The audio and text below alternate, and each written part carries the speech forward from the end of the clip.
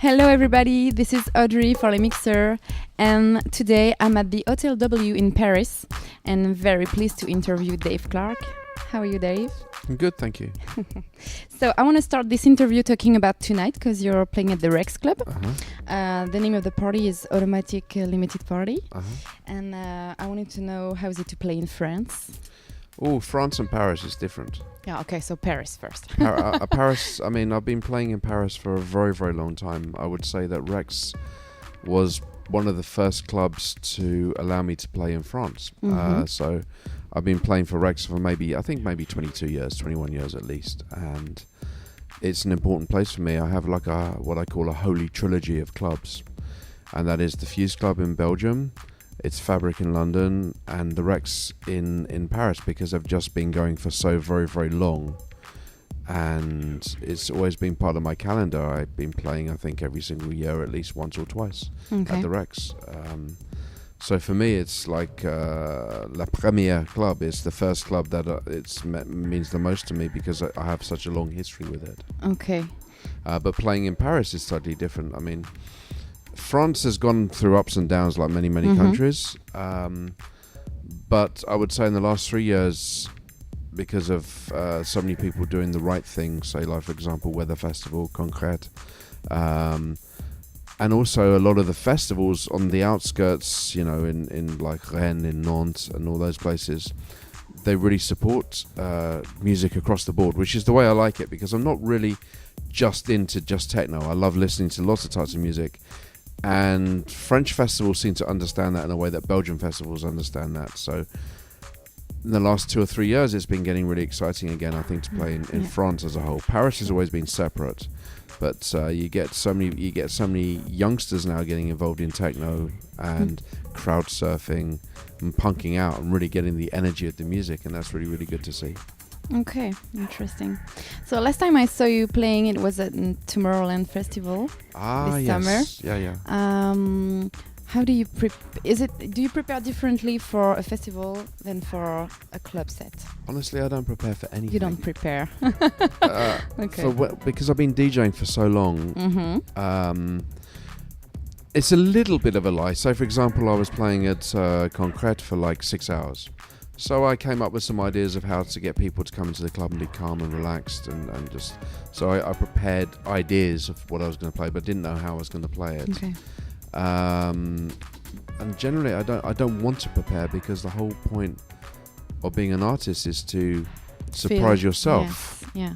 Yeah. To be alive, and which is one of the reasons I think I'd find it quite boring to be in a band, because I think you do the same thing all the time, and I think that's why people turn to alcohol and drugs and stuff, because it's boring. I think, and for me, I just want to DJ differently. Of course, I play similar records, but I don't know how I'm going to play, what I'm going to do. And you know, certain places like the Rex, you have an atmosphere which you can pick up on, and then it takes you somewhere else, and you have to be like that, because preparing is, I don't even like to prepare for cooking, actually. I mean, I like to see what I have in the kitchen. I'm not a great chef. I'm not pretending I am a great chef. But I like to see what I have in the kitchen, and I like to DJ with food and just do what I have and enjoy that. It's a nice comparison. Yeah. Okay. So now I want to talk about latest news, your album, of course. It's just been released by the end of October, and it's called the Desecration of Design. Yeah. You've waited 14 years to do it, compared to the old one. 2 years of preparation. How do you feel? Proud. Okay. I feel accomplished. My pride and accomplishment comes from the fact that I wasn't swayed in the direction that I wanted to go. I was left to my own devices, which was really, really important to me. I had to be able to do that. And so I feel proud that I was tough on myself, and proud that I got the result that I wanted to. So it's not based on sales figures, it's not based on press, it's just based on how I feel. I needed to do this, and I feel it's my first album I've ever made. Yeah. Which is really strange, because it's my third album in reality, but I feel like it's my first album that I've ever made, and it was a great process. Some stuff happened to me in my life, and I absorbed that during making the album. I'm in Paris, and actually I signed the deal and I actually posted the contract in Paris back to the record label. And so Paris has been a very important part of this album for me as well. At my album release, press release party, I explained that Paris and Amsterdam are the two cities that have been part of this whole album. Yeah. It's really part of the story. I come to Paris, I go to La Marais, and I just get instantly inspired, completely and absolutely inspired. Okay. And I have some great friends here. Of course, I work with Louisa as well. Marilyn, she did the artwork and the photography. They're part of Paris, you know. So for me, like, Paris was important. But I feel very, very proud. I think I wouldn't have done anything differently. I think it's good. Okay, good. Why did you call it Desecration of Desire? Weirdly, I didn't realize until actually after I finished the album. I'm not going to give any explanations to anything, because one of the things that always annoys me is when you go into an art shop and they feel this need to completely explain everything to you, as opposed to, I think the best way is for the person to make their own mind up. Okay. And if they continue to like it, then you can look in around the back and then find out why afterwards. And that way you retain your own instinct about why you like something, and you create a meaning, and then you can see if it aligns with the artist or not. And I prefer, with everything to do with this album, actually just to leave it as it is for the person to listen and make their own mind up. So, and that goes with all the meanings as well. Okay. But I can tell you that the actual title, I didn't realize why. I mean, first of all, I came up with it because I like the flow, the Desecration of Desire. It just sounds beautiful when you put it together. It's a bit morbid, but it's beautiful. And then afterwards, I actually realized what it meant, and that was interesting for me too. Okay. I mean, the whole album was cathartic. Okay. And do you have a favorite? What is your favorite track of the album, if you have one? Wow. Maybe that's difficult, but It's very difficult because obviously, if any of the artists that I work with are listening, they're going to be pissed. So you can't really say that. It's really tough. It's a very, very tough thing to say. It depends on my mood. I was about to say that. It really depends on my mood. Yeah. I mean, I know your favorite is Frisson. Today could be that. And Frisson Maybe for me tomorrow. is a solid track. I think it's beautiful. I'm using at the very end François Rabelais, a quote from him. Let's see if I can remember it. No, you're gonna have to do a lot of editing now. It's gone now, but it's from François Rabelais, this mad French guy from the 17th century, and it suited a situation that again I was going through at the time. So the Frisson I really like, of course, is Vic there by Louisa, but then all of them. Charcoals is a good one too. Okay, so talking about production, I've read that you said that you really like to make music in the studio rather than do it I don't know, when you're touring and playing or like other DJs. So how do you manage to split your time between production and gigs? Yeah, that's tricky. I already decided that I wanted to tour a little bit less a few years ago, and I already started doing that. So I started taking things like August off, which is a crazy month for a lot of DJs to take off because it's a busy month. And I actually wanted to enjoy Amsterdam because Amsterdam is generally quite empty, I think a little bit like Paris around that time. Yeah. So I wanted to really, really enjoy Amsterdam. So I started to take time off, and then I started to take more time off, and actually a woman that I know in Paris stopped me from feeling guilty about taking time off, because she called it days of vision. So it enabled you to clear your mind to then have the capacity to then go in the studio feeling fresh. So I took time off, and I tried to balance it in between there, and it took 2 years to get from the beginning to the end. Yeah. Okay.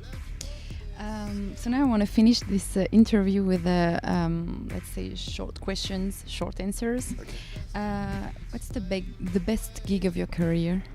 Oh, come on.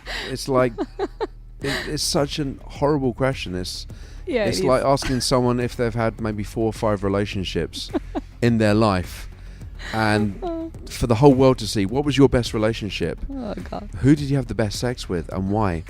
You can't do this. The best of the year then. No, you oh, can't come tell. on. I'm not in the Rolling Stones. You can't do that. It's just Okay. it causes loyalty conflict. So I have another one Okay. like that. Your favorite Dave Clarke track? Do you have But I one? might watch this, and it might I might end up with a dilemma or something. My favorite thing that I've ever done is Desecration of Design. Ah, good answer. Yeah. Okay. I really feel proud of it. It's that simple. Okay. Who inspired you to do this job?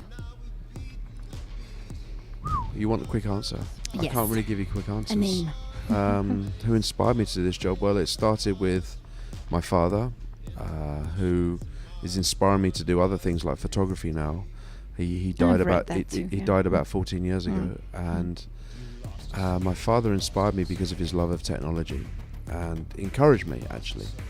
So my father inspired me, and then watching some documentaries, because this is before the internet, so information was very difficult to get and inspiration was very difficult to get, especially when you're young. And there was things on the TV about a DJ called DJ Herc, and there was this guy driving around in this big Yankee car, open top car in the Bronx with two speakers out the back and a cowboy hat. Obviously cowboy hats are not my thing, but what he was doing was spreading the music, and I felt really inspired by that. And then the whole hip hop thing started, so hip hop DJs that really inspired me. So hip hop kicked me off in that, and then hip hop changed to electro, and electro was the bridge to techno for me. So, but I can give a much more detailed answer, but you want very quick Very ones. short questions. Okay. What do you dream about? It depends. I really believe in the power of the subconscious, so I allow as much as possible. You can't push it, but I like to give space for the subconscious when I dream. And if I'm going through some sort of weird human dilemma, normally it tells me what's happening with that person or situation, and I see things that I wasn't there in the room, but I see it and I feel it and I know what's going on, and it all makes perfect sense. And 90% of the time, 85% of the time, I'm normally really right. The other thing that's really good about the subconscious is if you're setting up your studio, sometimes you can't work out a problem, and I'll work it out in my subconscious. I don't really have spiritual dreams. My dreams, the atypical dreams that you have when you're younger, when your brain is forming, with things like flying through the air and things like that, that's long gone. The panics and that is long gone. It's much more subconscious with a lot of thought processing. Okay. And last one, can you speak a little French for our Oui, French but of course, ce n'est pas un problème. Tu parles bien. But my French is not so good, but my French is getting confused now because of my Dutch, and so it's difficult when you learn different because all of a languages. sudden, because the vowels are in the right place for French for me as an English person, but then the vowels are almost like the Enigma code. They shift up one in Dutch, so A is A, and then all of a sudden it gets completely fucked up on the next vowel, and then I get confused, and then the pronunciation starts changing as well.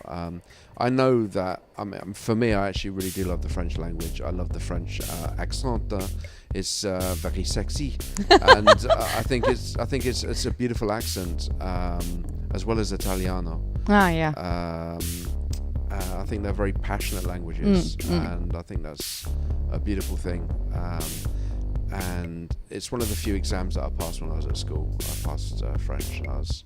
I think if I did live here, I'm sure that within 6 months I would speak quite good French. I'm sure of it. You do understand very well. Thank you. Okay. Merci Dave pour cette interview. Laughing from Bye. the inside at all the clowns.